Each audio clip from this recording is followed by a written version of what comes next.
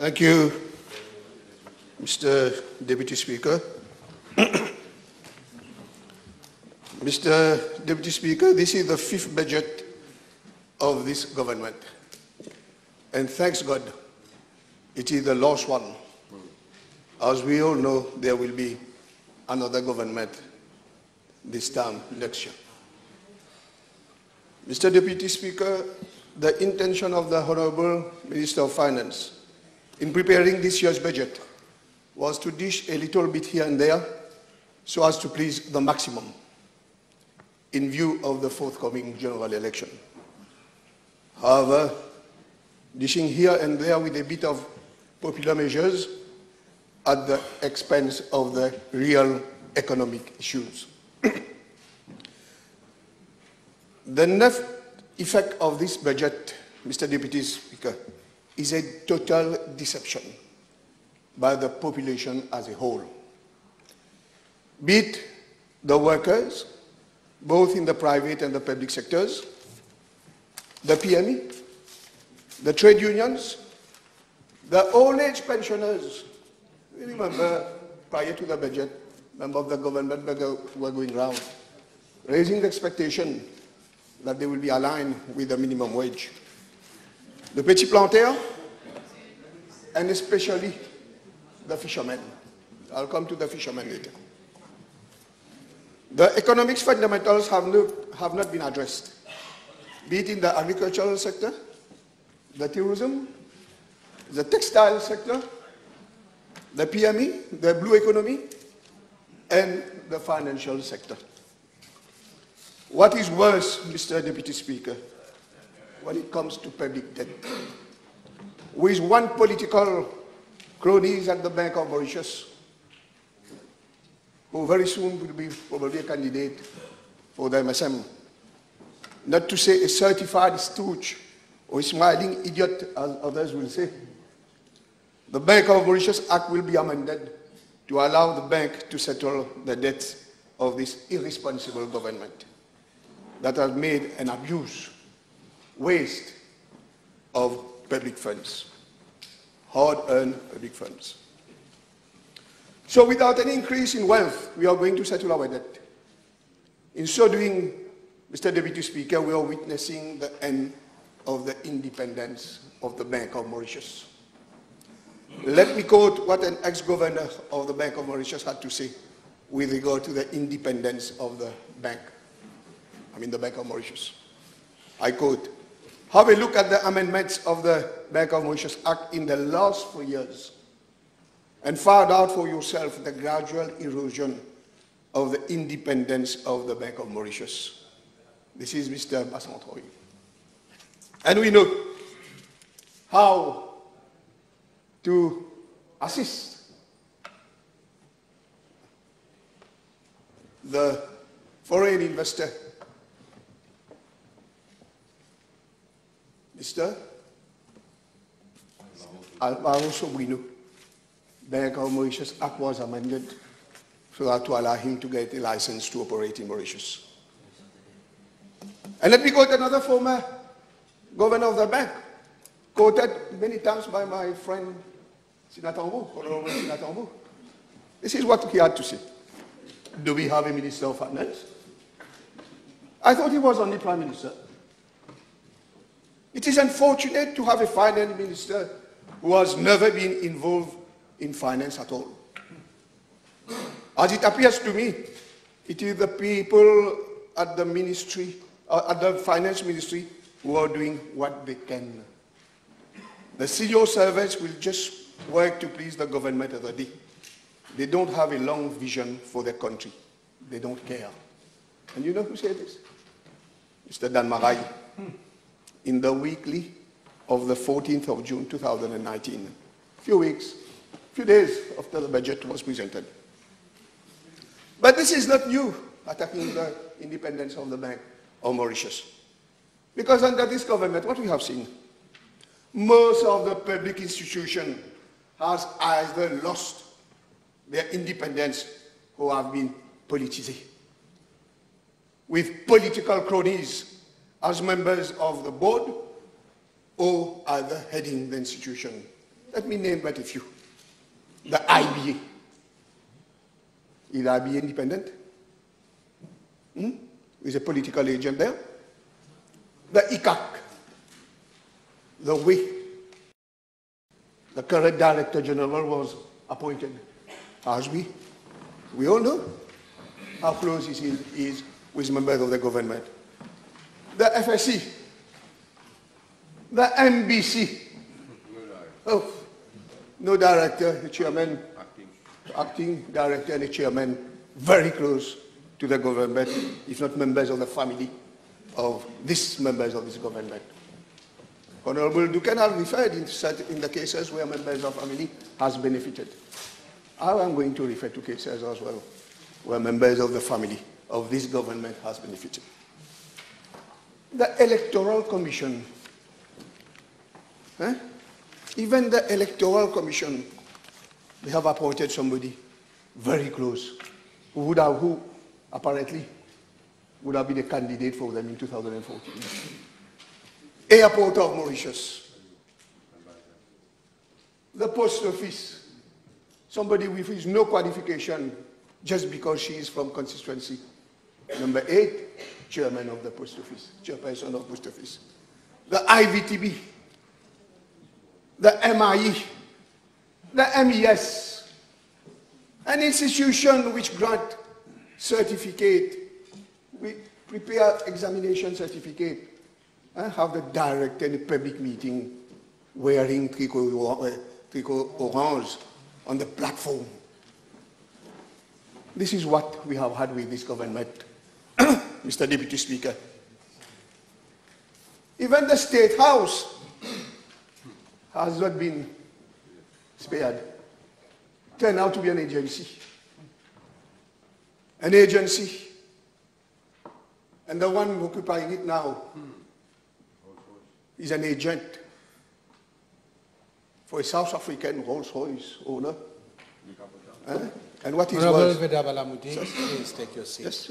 I will refer you to Standing Order 45, where it is stated, I'll read it, the conduct of the President and the Vice President of the Republic or the person performing the functions of the President's office, Mr. Speaker, members of the Assembly, judges, members of statutory commissions or other persons engaged in the administration of justice shall not be raised except upon a substantive motion moved for that purpose and in any amendment, question to a minister or remarks in a debate dealing with any other subject, reference to the conduct of the persons aforesaid shall be out of order. I go to your ruling, but it does not mention ex-president. Thank you. So I can talk about the ex-president who was very close to the, in fact, the campaign, the last 2014 campaign. We are going to have a woman president, and she will be Mrs. Tao. And this we know in which area. In my constituency, I know how her name was used to get votes. What has happened to her? She had to resign. She was forced to resign. And there's an inquiry, commission inquiry on her. Did the report out yet?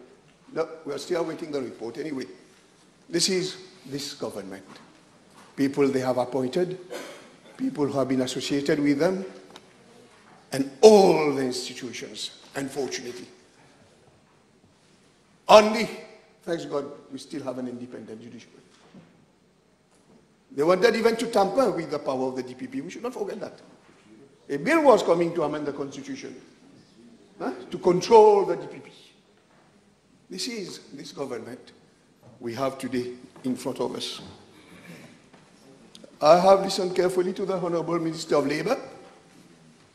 Okay. He said that we are coming with a workers' right bill. I won't make any comment on this bill, but it's good that we are coming with this bill at last. Because all throughout I was asked this question, what was our reply? The Deputy Prime Minister is presiding for a committee to amend the Employment Rights Act and the Employment Relations Act. So now we are coming only with a workers' right bill. So we want to know, what about the Employment Relation Act? This has to be amended as well.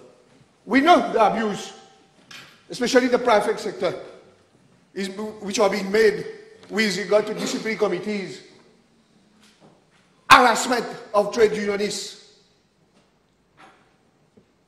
disciplinary committees just for dismissal, appointed by the employer, paid by the employer, the chairperson is paid by the employer, appointed by the employer, and he just presided disciplinary committee, dismissal, and it becomes an unfair dismissal. This has to be amended as well. But he has not said anything about this. So will the new law correct all these anomalies with regard to trade unions' rights, with regards to workers' rights, especially in the private sector, and the abuse being made by what we know today with regard to disciplinary committees? Now, we are coming again with the Portable Retirement Gratuity Fund. This is welcome. But I hope, because I heard in the speech, it said that there has been consensus with all the parties with regard to the contribution, how much the worker will have to make and how much the employer. But my information is apparently there has not been consensus yet. I hope there will be consensus and that we will come with that bill very soon. Now, the Wage Guarantee Fund is welcome, 50,000, up to 50,000 rupees.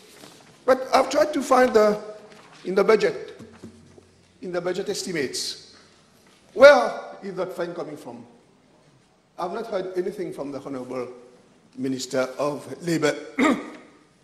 And this maximum of 50,000 rupees, is it a one-off payment?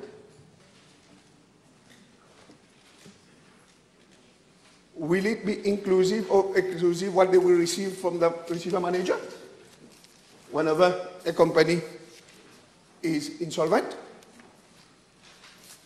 What is happening? Because we on this side of the house, okay, 50,000 rupees will be paid, one-off, but we insist that the Insolvency Act should be amended. Private sector cannot borrow money from the bank and make an abuse of that money, and the bank get his money back whenever that company goes insolvent.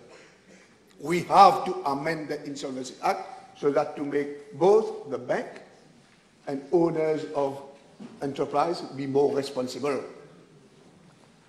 Because the bank borrows, he gets money, he gets his profit. The one who gets the money, jalsa with the money, and then when the company is scrapped, the workers will pay. This has to be reviewed. Government has given in the public sector 1,000 rupees across the board. Not all the civil servants are happy, but at least they are getting an advance of 1,000 rupees across the board for all the public officers, as from January 2020.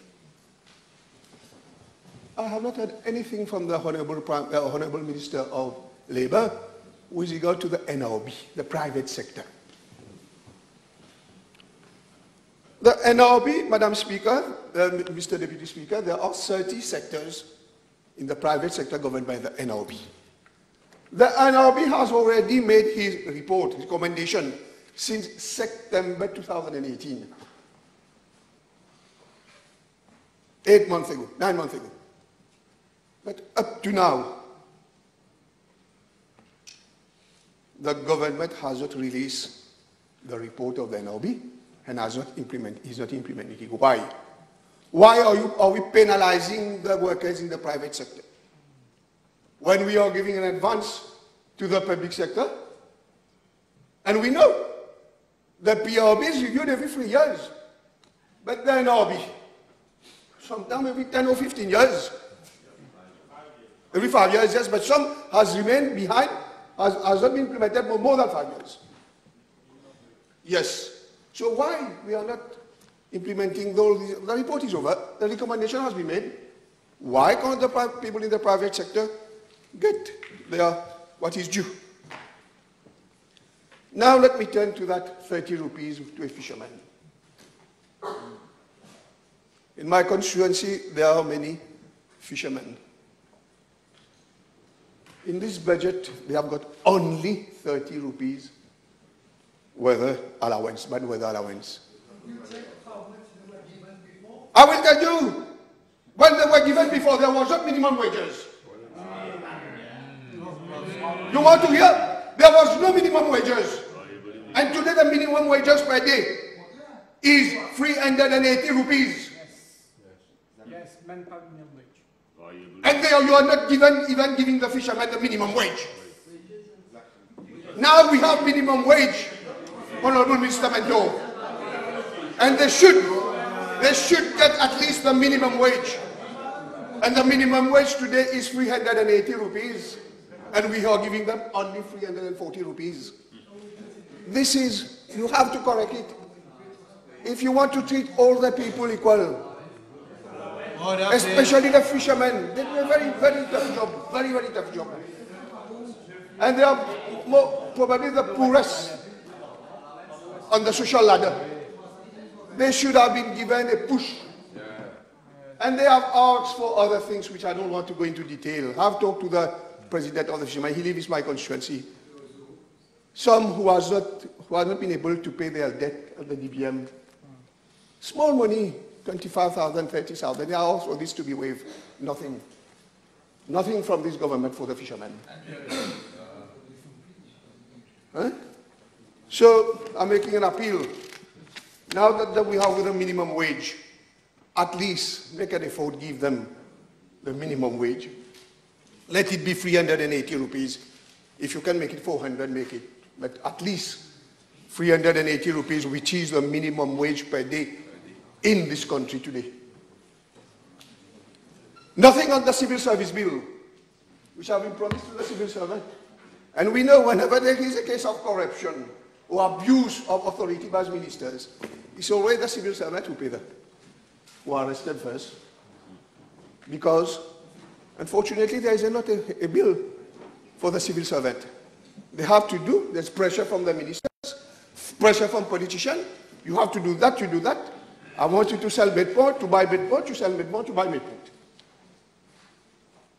And where is the law to protect the civil servant?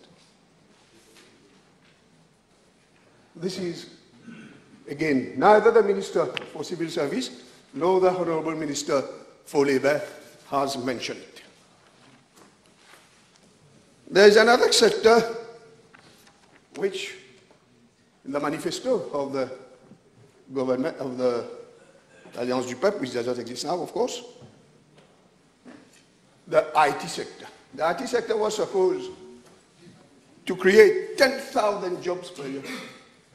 You know how much it has created this year? According to the statistics, 567. 567. And in all the international index, we are going down. Imports of goods dropped by 21%. The growth declined from 5.4% to 4.4%. GDP contribution dropped from 5.7% to 5.67%. UN e-government index ranking dropped from 58 to 66.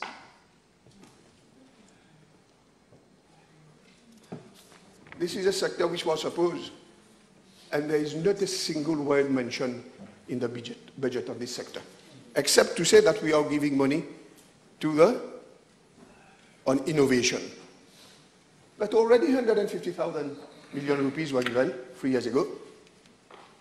And have we done any better with that money? It was given in 2015. What has been the effect? We have declined on the Global Innovation Index from WIPO and INSEAD from 64th in 2017 to 75th in 2018. And we are giving them more money. And when I addressed the bill on the MIRC, I did draw the attention. Why? Have we inquired why? Because again, we are not putting competent people at the institution. Now let me take that important issue of drugs. And here I will draw some similarities. When the MSM is in government, what we have, and when an inquiry on drug is set up. The Commission of Inquiry, which was set up by this government, have made several recommendations and address three important professions: lawyers, doctors, and dentists, and pharmacists. Here they are asked to reform the prisons regime. Have we reformed the prison regime? More camera in the prison than Kat said. 70% of the camera in the prison are not working. Better condition and work and salary for the prison officers. You know what's happening to the prison officers today? Prison officers are being treated as prisoners. I have a copy here of a circular dated the 10 Juin. Prison officers now, when they go to work, they are allowed to bring their food, and it's stated, let me use the word, very reasonable quantity. So it's the Commission of Prison who will decide how much I have to eat. And they have to take it before taking their work at 7 p.m. They have to eat it out. When they enter the prison, they will leave up tomorrow, 7 a.m. What are they entitled?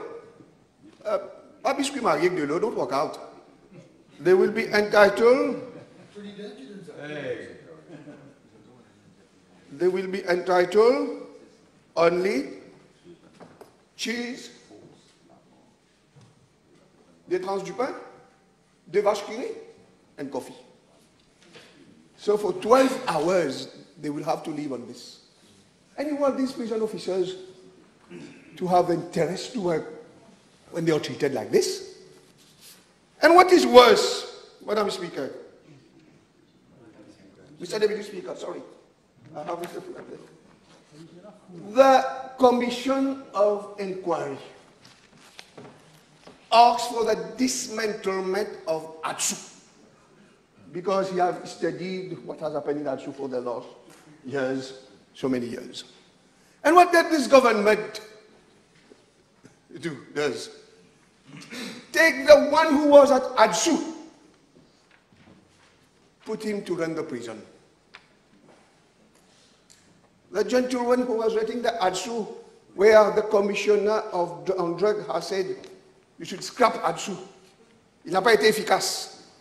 Now you put him to run the prison.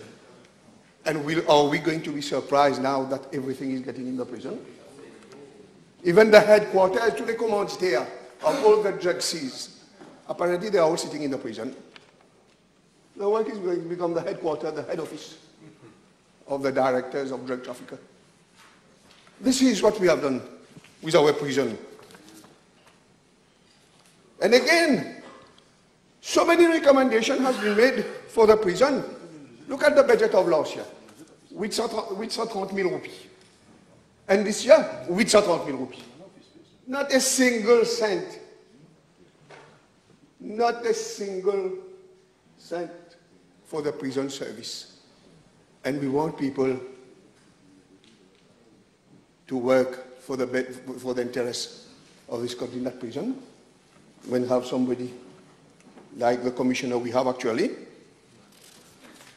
Now coming to pharmacists. So my question is, what action has been taken in the prison? I'm sure the Honorable Mr. Mento, when he addressed the House, and I will listen, will give us a list. But unfortunately, most of the time when he gives a list, when we check on the ground, there's much difference. Much difference. Now let me come to the pharmacists. There has been a recommendation for a code of ethics for the pharmacists. And all those who walk on the street, all those who go to Jan Palak, to Rosehill, la gare Rosehill, to Victoria.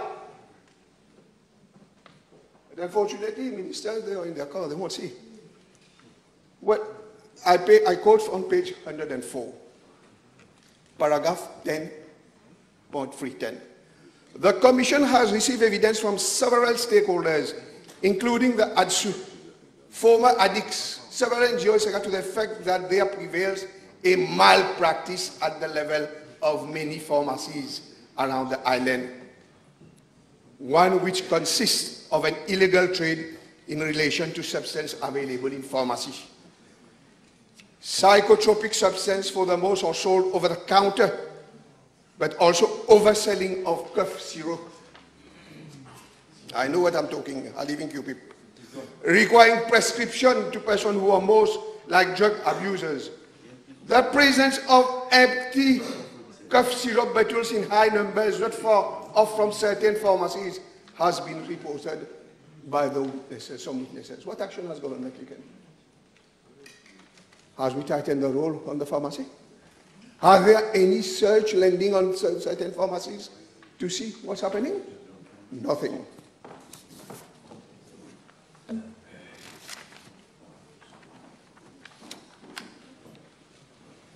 Now coming to the barristers.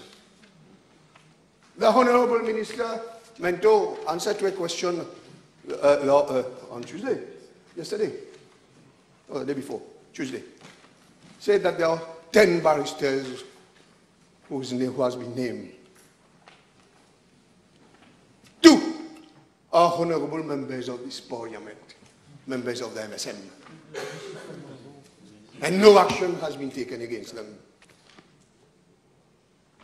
And we here, I must say, we are proud, we in the MMM. Not a single barrister, not a single name mentioned in that report, not single is associated with the MMM. And this we are proud of our record. But now, when after having had that commission of inquiry, after having found the findings of the commission of inquiry, the government is embarrassed. The government is embarrassed because of the names mentioned are so close to the MSM, or members of the MSM, MPs of the MSM, ministers of the MSM. And if you look at paragraph, page 20, paragraph page 222, I quote, the Commission has very strong reasons in the light of the evidence adduced before us to believe that there is a handful of barristers who may have acted and may still be acting in most unethical manner. When he referred to one barrister, senior member of the bar, who was a candidate for the MSM in constituency number 3, we see that he has taken, there's evidence that he has taken drugs money during the last electoral campaign. This is what we call money politics. Using dirty money, badly gained money, immoral money to campaign to be in power. And once in power, use that power to protect certain people. And this, they want us to believe that they will. So when the Commission of Inquiry is so embarrassing, the finding is so embarrassing for the government. And when there was a PNQ by the Honorable Leader of the Opposition on the 23-18, what did the Honorable Mr. Mento had to say? And I quote, well, it does not mean that every recommendation is sacred one. We are not bound to agree with everything that has been said in the report. Challenge their own report. They named the commissioner. They pay the commissioner. They appointed the deputy commissioners. When the report comes in their favor, challenge that report now. And now, because they are not ready, they are not prepared to accept all the findings of this report, they name a committee. A committee composed of 13 ministers. Can you imagine? Chaired by the Prime Minister. And this committee will supposed to pick and choose which one they agree, which one they don't agree, what they want to do, what they want to do. D'autres même nommer, d'autres même décider, d'autres même action. Then, after that, when they have tripoté with the report, if I may use that word, they send it to a task force under the chair of the Secretary to Cabinet now. And the members of the ICAC, all those institutions which has no credibility, are sitting in that commission. So there is a commission, there is a commission chaired by the minister to look into what we agree, we don't agree. Then we send it to a task force. Now yesterday, the day before, we were informed that we have to wait for the Supreme Court ruling in a judicial review case to take action. Yeah, how is it serious? Does this government really want to fight the drugs? No? It's the same thing in 80. And I know that commission of inquiry very well because I was the junior counsel with Honorable Colin Davidou, assisting the main witness, the then Deputy Prime Minister, ex-Deputy Prime Minister, founder of the MSM, in that commission. Again, the commission wrote in 1986 when it was published a list of names, MPs of MSM. And it is good reading, the English, I like the reading of the whole, very good reading. A list of names, the Bombay Pilgrims, the Amsterdam Quartet, the drug tycoons who apparently, if you look at the report, there was not a cuisine then, but they were climbing the stairs of the government house. Manzon for la case. Now, coming to the autres même acheté, autres même vendu.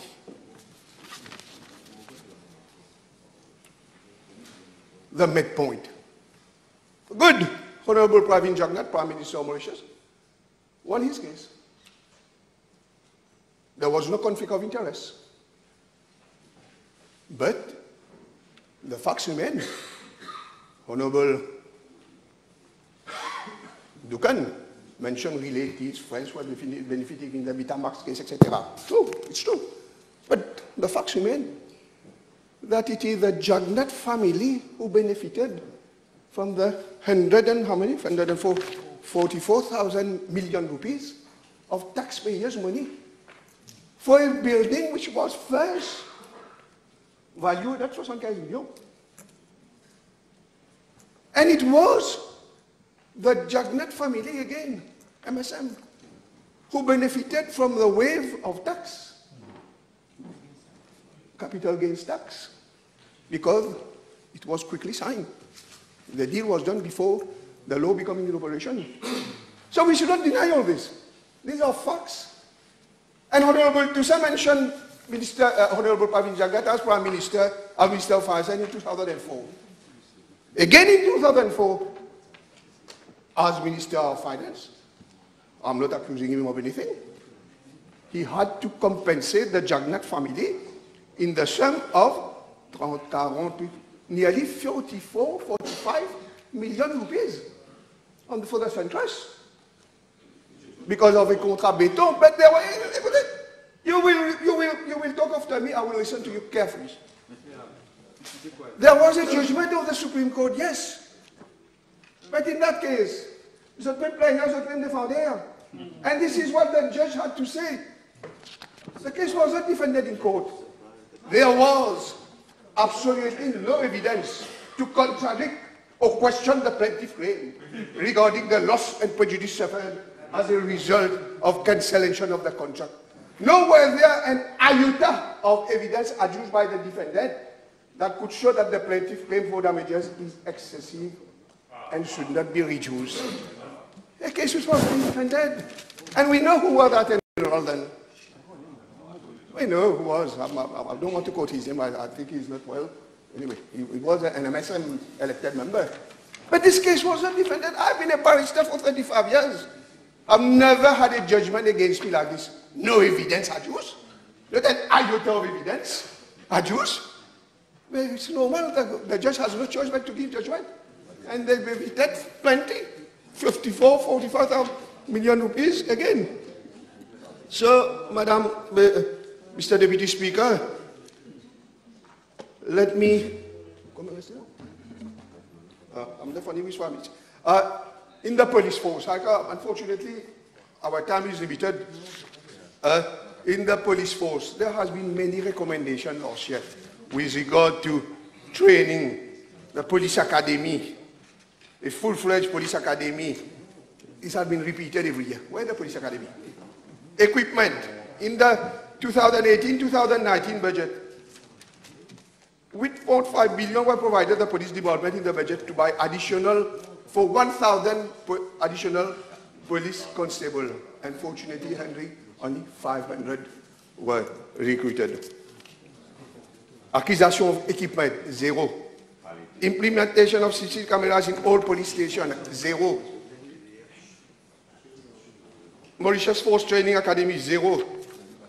So, even in the police, and we have today a commissioner of police who does not earn respect among his rank and file. I work with the police every day. I meet everybody from the SCP to the CP to the small police officers to all those. He does not earn respect. And if you, Honorable Mr. Manto, if the government is serious for the fight against drugs, how can you protect the commissioner of police who has signed on express within 24 hours, less than 24 hours, give him a new passport to travel, to go and pick his, to go to William Island. You know, if I owe you, I don't know you probably because you're a minister, you might get it earlier. But if somebody loses his passport, yes, of course, I will listen to you carefully. If you lose your passport, you have to go and make a declaration. The police has to make an inquiry. The inquiry lasts for more than 4 or 5 weeks. Then, with the findings, they confirm that it has been lost, then you get a new passport. But this one, no. And he's still commissioner of police. Now, I have to finish. Unfortunately, I wanted to say something on education. I don't have time. The Honorable Minister made a very long speech, but she has not addressed the fundamental issue. That failure in our system. In HSC, only 35% pass the exam. Failure in grade 6, 30%. We have not addressed this issue. The issue of violence in school. The situation at the MITD. Dramatic. Even the MQA are not recognizing the curriculum of the MITD. Even Metro Express went to MITD to recruit welders. They were not happy with the standard of these people. They had to bring their welders from India. So, Madam, Mr. Deputy Speaker, I have to conclude. 2014, people trusted l'Alliance des PEC. Today, what we have in front of us, nothing resembling the Alliance des PEC, which the people choose. One of the main partners in the Alliance des PEC is in opposition. One minister had to resign for an allegation of corruption. He's still flying the MSM color. His ties. And he was compensated 15 million rupees. Two ministers have to resign from the assembly, one of whom was supposed to be the Jew of the Second Iraq Economic. One PPS had to resign as PPS. He's still a member of parliament for an indecent act in parliament. And still a member of the MSM. A deputy speaker, Madam Mr. Deputy Speaker, had to resign after having named by the Drug Commission. A minister had to resign for the same reason. And she was speaking yesterday, my goodness. I thought, my mind, she was still, to think she was still a minister. Had the guts to stand here and criticize the MMM, criticize here, criticize there. When you have been named by a commission of drug,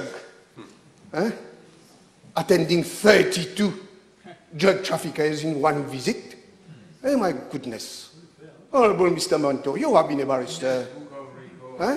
This will go in the Guinness Book of Record. 32 attending a visit, 32 prisoners in one day. One minister had to resign for treating a community. All sort of name. Prostitute. We can't give them house. And HDC houses. They can't go and live in Palma. These people know, this community know we can't. He had to resign. And another minister was insulted another community. I'm not mentioning your name. I'm not mentioning your name. In the heart fit you bear it, and you take your responsibility. Another minister who was insulted another community. He's still minister. He's still minister. Order, please. Another minister who is supposed to be the minister of good governance. Another minister who is supposed to be the minister of good governance. The Honorable Prime Minister answered the question. The police are carrying out 5 cases against him. Honorable Sisankar. The Prime Minister with the people elected in 2014. The duo, Iraq Economic, one is out. Goldfinger is out. The Prime Minister has been relegated to Minister Mentor. This is an insult to the wish of the people. We have today Prime Minister who have not been chosen by the people, chosen by his father. And his advice, by new advisors, the Prime Minister. One is on bail for corruption, Mr. Porkas. And yesterday, one had to be banned, persona non grata, from the National Assembly for indecency. Attacking an honorable member, a lady, after all. I'm sorry if I miss one of the culprits because the list is long. I apologize if I'm not named one of. Sorry, I apologize. This is why, Mr. Deputy Speaker, sir, out there's a big oof. People are not talking about the budget. We are discussing in the chamber. People are not talking about out there. They want the general election.